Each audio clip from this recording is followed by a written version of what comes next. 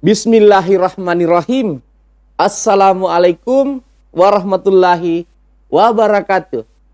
Dan salam sejahtera buat seluruh sahabat dan sobat IPISO dimanapun Anda berada. Berjumpa lagi dengan saya, Suadi Idris Amil. Tentunya di acara kesayangan kita, IPISO, Rumah Edukasi. Sahabat dan sobat IPISO, kali ini saya kembali lagi tampil selaku Direktur Eksekutif PT Indeks Politika Indonesia (PTIP), lembaga survei dan konsultan politik nasional yang berpusat di Makassar dan di Jakarta. Sahabat dan sobat IPISO. Sahabat dan sobat IPISO, pada kesempatan kali ini saya ingin coba menggambarkan terkait peta pilpres khusus untuk Sulawesi Selatan yang belakangan ini sering didatangi atau menjadi target elektoral para bakal calon presiden. Anies Baswedan hari ini hadir lagi di kota Makassar. Sebelumnya juga telah hadir Ganjar Pranowo di Sulawesi Selatan. Dan tidak menutup kemungkinan ke depan bakal calon presidennya lain seperti Prabowo Subianto. Bahkan Ridwan Kamil pun kemungkinan besar pun akan menjadikan Sulawesi Selatan sebagai target utama untuk basis elektoral di kawasan Indonesia Timur. Nah, pada kesempatan kali ini, Sulsel akan menjadi basis siapa 2024? Ini akan kita bedah bersama dengan saya, sahabat dan sobat IPISO. Sahabat dan sobat IPISO, Sulawesi Selatan dalam gambaran 2014, 2019, 2014 pasangan Jokowi JK mendominasi suara di Sulawesi Selatan dengan kemenangan di atas 70%. Karena pada saat itu sosok JK menjadi top voters, menjadi top elektoral, sehingga dia bisa menguasai dukungan para voters di Sulawesi Selatan, dukungan para pemilih, sahabat dan sobat IPISO. Namun 2019 masih pertarungan Jokowi dan Prabowo. Namun situasi itu berubah di Sulawesi Selatan karena Pak Jokowi menggandeng Kiai Ma'ruf yang notabene pasangan Jawa-Jawa. Sementara Prabowo Subianto menggandeng salah satu putra kawasan Indonesia Timur yang juga berdarah Sulawesi Selatan, yaitu Sandiaga Salahuddin Uno. Sehingga di Pilpres 2019 kemarin Prabowo di Sulawesi Selatan mendapatkan hampir 60% suara untuk Pilpres 2019. Nah, 2024 Sulsel milik siapa? Ini yang menarik kita diskusikan. Sahabat dan sobat IPISO, harus diakui Sulawesi Selatan adalah barometer kawasan Indonesia Timur. Dalam rumus ilmu politik di Indonesia Timur, siapa yang menguasai Sulawesi Selatan berpotensi menguasai mayoritas suara di kawasan Indonesia Timur. Sebab pergerakan politik di kawasan Indonesia Timur itu sangat diwarnai tokoh-tokoh Sulawesi Selatan. Tokoh-tokoh Bugis dan Makassar yang mendiami daerah-daerah di kawasan provinsi di Indonesia Timur yang menjadi aktor-aktor intelektual pergerakan-pergerakan politik mulai dari Pulau Kalimantan, Nusa Tenggara Timur, Nusa Tenggara Barat. Itu tokoh-tokoh Sulsel sangat berperan terutama di Pulau Kalimantan, sahabat dan sahabat. Di Pulau Papua pun seperti itu. Tokoh-tokoh Sulsel sangat mewarnai pergerakan politik di Papua. Walaupun di Ambon atau Maluku Maluku pada garis umumnya, pengaruh Sulawesi Selatan tidak terlalu signifikan. Namun Maluku ini cenderung melihat pula seperti apa situasi-situasi politik di Sulawesi Selatan. Karena biar bagaimanapun Sulawesi Selatan adalah gerbang atau gerbong Indonesia Timur, sahabat dan sobat tipis. Kembali pada pertanyaan awal, siapa yang akan mendominasi elektoral di 2024? Apakah Prabowo Subianto, Anies Baswedan, atau Ganjar Pranowo? Karena kalau dilihat sampai hari ini, ketiga tokoh inilah yang akan bertarung 2024. Saya melihat sangat berat figur-figur di luar tiga tokoh ini untuk bisa muncul menjadi kejutan-kejutan, untuk bisa maju di Pilpres 2024 di luar tiga tokoh ini. Bahkan gambaran partai politik untuk ketiga tokoh ini pun sudah tergambarkan. KIB, Golkar, P3, PAN sudah bersiap-siap untuk Ganjar. Gerindra, PKB bersiap-siap untuk Prabowo. PDIP sendiri, walaupun saat ini nama Puan Maharani, tapi saya sangat yakin pada akhirnya PDIP kan realistis akan melirik ketiga figur ini, Prabowo, Ganjar, atau Anies. Begitupun Nasdem sudah terbuka secara terang-terangan berada sebagai partai pengusung Anies Baswedan. Walaupun koalisinya belum sempurna, belum lengkap, belum terpenuhi persyaratannya untuk mengusung bakal calon presiden menjadi calon presiden ke depan karena tidak cukup, karena belum ada sikap yang jelas dari PKS. Namun ketika PKS dan Demokrat bersatu, maka bisa dipastikan Anies akan menjadi calon presiden ketika kedua partai ini dengan Nasdem sudah sepakat, sudah deal. Sahabat dan sobat ibu. Sulawesi Selatan, dari gambaran survei PT IP yang kami lakukan untuk kawasan Indonesia Timur, yang kami lakukan di 2021 kemarin, untuk kategori calon presiden di kawasan Indonesia Timur itu masih Prabowo Subianto yang terkuat, disusul Anies Rashid Baswedan dan Ganjar Pranowo, dan kemudian Sandiaga Salahuddin Uno. Ini keempat tokoh yang kuat, dan kelima Syahrul Yassin Limpo untuk kawasan Indonesia Timur. Lebih spesifik ke Sulawesi Selatan, Prabowo sampai saat ini berdasarkan hasil survei 2021 dan 2022 yang dilakukan oleh PT IP, Sulawesi Selatan ini masih Prabowo yang terkuat. Dan Anies berada pada posisi kedua, ketiga Ganjar Pranowo untuk kategori calon presiden.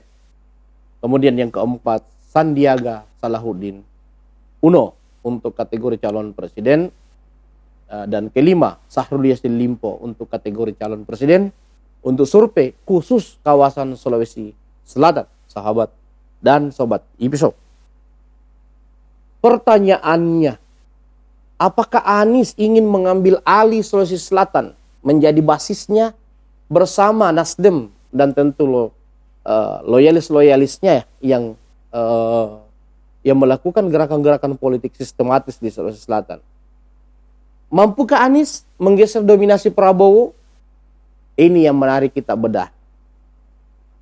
Di Sulawesi Selatan ini kalau dilihat dari pergerakan para elit-elit politiknya, Anies walaupun dianggap adalah tokoh yang alternatif bagi tokoh-tokoh atau voters yang dulu menjadi loyalis Prabowo kemudian merasa kecewa karena Prabowo akhirnya bergabung dalam pemerintahan, itu coba melirik Anies. Dan itu tergambarkan dalam survei PTIP. Bagaimana Anies dijadikan alternatif bagi orang yang sudah ragu dengan Prabowo. Tapi sampai bulan ini Prabowo masih mendominasi survei tertinggi di Sulawesi Selatan. Karena memang Sulawesi Selatan ini itu memiliki karakter pemilih atau memilih apalah istilahnya yang menyukai figur apalagi istilahnya berbaur menyukai figur dari kalangan TNI lah mungkin bahasa langsungnya ya, bahasa kasarnya gitu.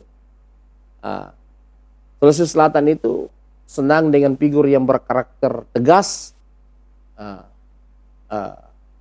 dan konsisten dalam kata-kata. Dari Pak Prabowo tidak pernah menjanjikan ke publik bahwa dia selamanya akan jadi oposisi. Kami tidak pernah mendengar itu dari kalangan pengamat atau pemerhati politik. Ketika dia masuk ke pemerintahan, tentu itu adalah hasil kajian dari beliau dan Partai Gerindra. Dan saya sendiri sebagai pengamat politik atau analis politik dari PTIP menganggap pilihan yang sangat tepat. Karena biar bagaimanapun berada dalam barisan kekuasaan itu jauh lebih menguntungkan partai politik dibanding menjadi oposisi. Ketika menjadi oposisi itu tidak ada pengalaman. Gerindra ini belum ada pengalaman yang matang, walaupun di periode pertama menjadi oposisi, tapi kelihatannya kurang menggairahkan kader-kader Gerindra itu sendiri. Kenapa? Karena seyogianya Gerindra itu kader-kadernya adalah alumni Golkar, dan kita tahu betul alumni Golkar itu lebih srek dengan kekuasaan, lebih nyambung dengan kekuasaan dibanding menjadi oposisi. Dan Gerindra ini adalah adik kandung dari Golkar itu sendiri. Karena lahir dari orang-orang yang keluar dari Golkar dan mendirikan partai Gerindra, mayoritas. Kenapa Anies masih sulit mengalahkan Prabowo? Karena kalau hanya mengandalkan Nasdem, hanya mengandalkan Demokrat, hanya mengandalkan PKS, mendominasi Sulawesi Selatan itu belum cukup. Kenapa? Sebab di Sulawesi Selatan itu ada partai Golkar yang cukup mengakar, bahkan dulu sangat mengakar, tapi sekarang ini memang mengalami penurunan karena pengaruh Gerindra dan Nasdem itu sendiri. Harus diakui Nasdem ini muncul sebagai partai yang sangat mengganggu dominasi Golkar di Sulawesi Selatan, sehingga Golkar harus kerja keras untuk mempertahankan dominasinya, terutama dalam mengusung calon presiden. Kajian kami di PTIP, ketika Anies betul-betul maju, apakah itu berpasangan dengan AHY, berpasangan dengan kader PKS, atau berpasangan dengan Kofifa itu sendiri, saya sangat yakin peluang Prabowo berpasangan dengan Ganjar Pranowo itu akan terbuka lebar, terbuka besar. Kenapa? Karena tentu pemerintah atau koalisi pemerintah akan berhati-hati untuk mendorong tiga bakal pasangan. Mereka pasti akan cenderung menyatukan kekuatan untuk menghadapi Anies, dan dari kubu pemerintah hanya ada dua figur yang bersaing hingga hari ini, yaitu Pak Prabowo itu sendiri dengan Pak Ganjar Pranowo. Maka pilihan paling strategisnya adalah mempaketkan mereka. Pilihan 01 dan 02 dikembalikan pada hasil kajian mereka. Tapi menurut saya, menurut analisis saya, peluang mereka untuk disatukan itu sangat besar oleh Pak Jokowi ketika benar-benar Anies itu mendapatkan tiket maju di Pilpres. Karena koalisi pemerintah pasti akan menjadikan DKI Jakarta pada Pilgub DKI 2017 lalu sebagai barometer dalam menghadapi kubu Anies. Dengan pasti tidak ingin bermain-main dengan 2 putaran atau membiarkan 3 pasang yang sangat berpotensi itu bisa menguntungkan Anies ketika itu terjadi, sahabat dan sobat episode. Kembali pada Sulawesi Selatan itu sendiri, kalau memang harus ditakdirkan 3 pasang, di mana Pak Prabowo maju calon presiden, Pak Anies calon presiden, dan Pak Ganjar calon presiden, kami sendiri melihat potensi Pak Prabowo untuk tetap memegang Sulawesi Selatan sebagai pemenang masih sangat besar.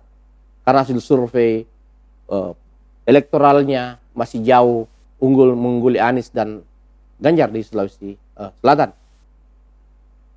Apalagi ketika misalnya Pak Prabowo itu dengan Ganjar bersatu, maka bagi kami di IP peluang Pak Prabowo dengan Ganjar untuk memenangkan Pilpres di Sulawesi Selatan itu yang paling besar. Karena menggabungkan 2 kekuatan yang berada pada 3 besar elektoral di Sulawesi Selatan, terkuat di Sulawesi Selatan saat ini, sahabat dan sobat episode. Nah, mari kita nantikan apakah Pilpres akan berlangsung head to head atau 3 pasang. Apalagi kalau misalnya Pilpres tidak ada Anies Baswedan. Dalam arti kata Jokowi mendorong head to head Prabowo dengan Ganjar, atau partai politik bersepakat mendorong dua pasangan saja, yaitu Prabowo dan Ganjar tanpa Anies, maka tentu Pak Prabowo akan mendominasi suara di Sulawesi Selatan kalau Pak Ganjar Pranowo tidak menggandeng putra Sulsel, tidak menggandeng Syahrul Yassin Limpo sebagai putra Sulsel, tidak menggandeng Amran Sulaiman sebagai putra Sulsel, tidak menggandeng Sandiaga Salahuddin Uno berdarah Sulsel, maka Pak Ganjar dipastikan akan kalah di Sulawesi Selatan oleh Pak Prabowo ketika pasangannya bukan dari Sulawesi Selatan, sahabat dan sobat episode. Karena menurut analisa kami di PTIP, kalau misalnya Pak Prabowo dengan Ganjar head to head, maka Ganjar Puang yang paling berpotensi berpasangan dan Pak Prabowo berpasangan dengan Erlangga. Pak Ganjar berpasangan dengan Erlangga kalau head to head. Dan kalau Anies maju mendapatkan tiket, maka potensi pasangan Prabowo Ganjar atau Ganjar Prabowo yang terbuka lebar untuk disatukan oleh kubu koalisi pemerintah. Itu analisis kami dari PT IP yang diwakili oleh saya Swadi Dirus Amir, Direktur Eksekutif PT Indeks Politika Indonesia, lembaga survei dan konsultan politik yang berpusat di Kota Makassar dan di Jakarta, sahabat dan sobat episode. Sekian analisa sederhana kami. Mohon maaf ketika ada analisa kami yang berlebihan. Itu tidak lepas kami sebagai manusia biasa yang tentunya memiliki pemikiran-pemikiran yang bisa saja yang disepakati atau tidak disepakati oleh pemirsa. Sekian, Assalamualaikum warahmatullahi wabarakatuh.